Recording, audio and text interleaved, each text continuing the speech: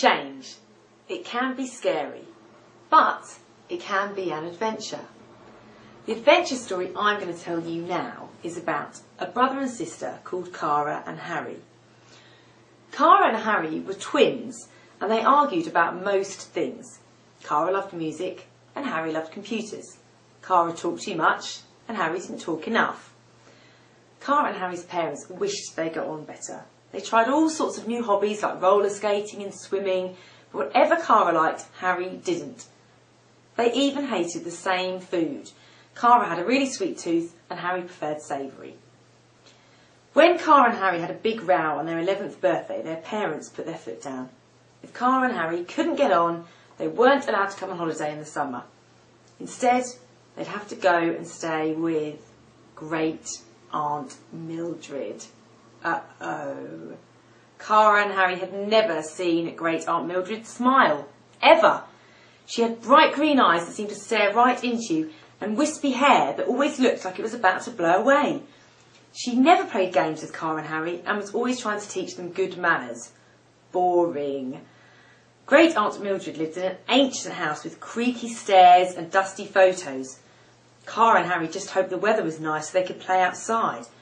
Great Aunt Mildred hated noise in the house. Boring. But on their first night there, Cara was listening to music in her room when Harry came in. Cara was surprised. At home, Harry never wanted to talk to her.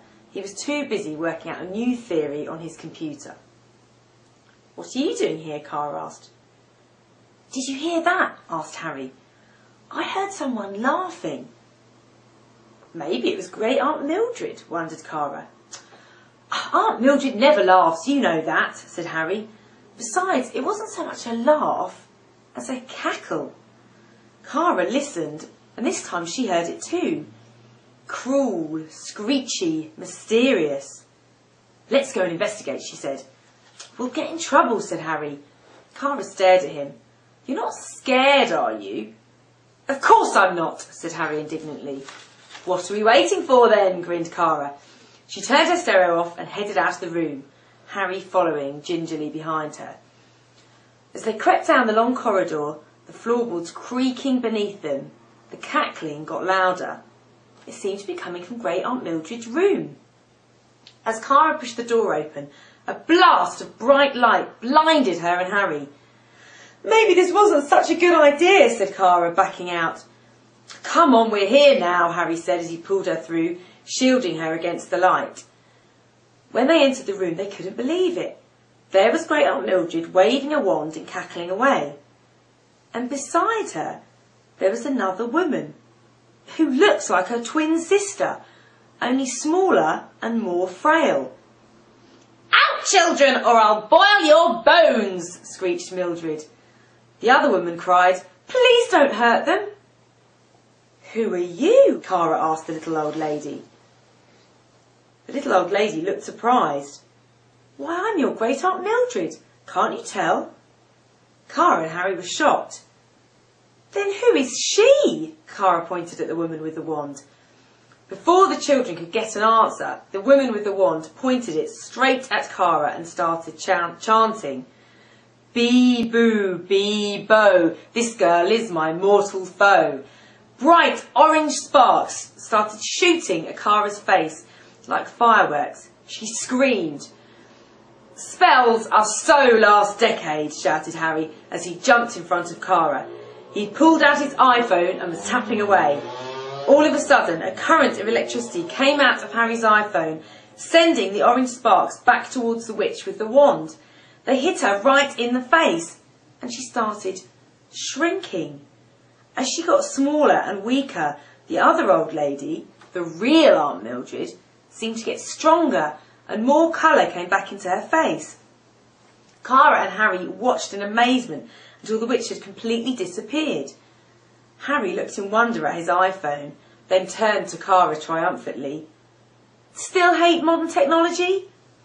Cara started to scowl at him, but couldn't keep it up and laughed instead. "Well, it did save my life, so I guess it can't be that bad." Great Aunt Mildred laughed too, and this time it was a real laugh, warm and frothy. Cara and Harry rushed over to her. What happened to you? Asked Cara. We thought the witch was our Aunt Mildred. I should be offended, really, chuckled the real Mildred. I can't believe you thought I was that miserable. Don't you remember when you were little and I used to play games with you and read you stories? Vaguely, said Cara, but it feels like a very long time ago. It was, said Mildred. The witch kidnapped me about 5 years ago. Wow! Harry and Cara were amazed. She did lots of spells to replicate my body, and then weakened me so much until she could fit me in the attic. I was too weak to call out. She brought me out every night to do more spells. Lucky for me, you heard. But why did she kidnap you? Asked Cara curiously. There's a magical power in this house, and she wanted to find it. Luckily for me, she never did. It was hidden very well. What sort of magical power? Harry wanted to know. A very special one, explained Mildred. It means you'll be loved wherever you go. I think the witch was lonely, really. Do you know where the power is hidden? Asked Harry. As a matter of fact, I do. Can you tell us? The children asked. Not today. I don't think it would be right. Why not? Cara wanted to know. Because you should be loved anyway, said Mildred. You should be happy in yourselves. Easier said than done, said Harry. I'm the class geek at school, and even Cara doesn't like me. Don't be daft, said Cara. You're my brother. You're meant to get on my nerves. It doesn't mean I don't like you. Harry grinned. He was pleased to hear that. After all, he had to save his sister's life. Great Aunt Mildred thought it was time for tea. She hadn't eaten anything decent for a long time. As the three of them tucked into scones and cake and hot chocolate, Cara and Harry didn't even have time to argue. And so, the story shows that change can be good.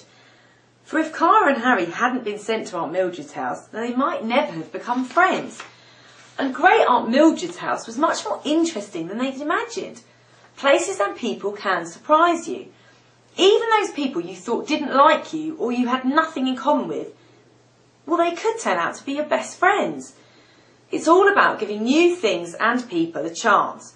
But most importantly, it's about staying true to yourself.